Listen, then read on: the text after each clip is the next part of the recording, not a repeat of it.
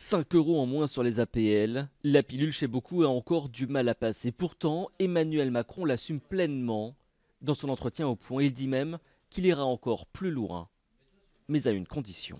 Oui, mais seulement dans le cadre d'une transformation profonde qui doit faire baisser les loyers et dans le cadre d'une politique plus globale. Donc on peut se demander si à la fin ça va pas être tout simplement la disparition des APL dans la logique de l'interview. Si vous donnez moins de moyens à des étudiants de se loger, ça leur sera toujours plus difficile. Ils seront obligés, par exemple, de toujours plus s'éloigner de leur lieu d'études. Et c'est une politique du logement absolument discriminatoire et problématique. Dans son entretien, Emmanuel Macron pointe particulièrement du doigt les loyers trop élevés. Pourquoi tout cela ? Parce que comme sur le marché du travail, nous avons eu une politique de subvention de la demande avec notamment les APL. Résultat, les loyers ont constamment augmenté. C'est une réitération d'un discours qui laisse à penser que les loyers ont évolué et augmenté à cause des aides au logement.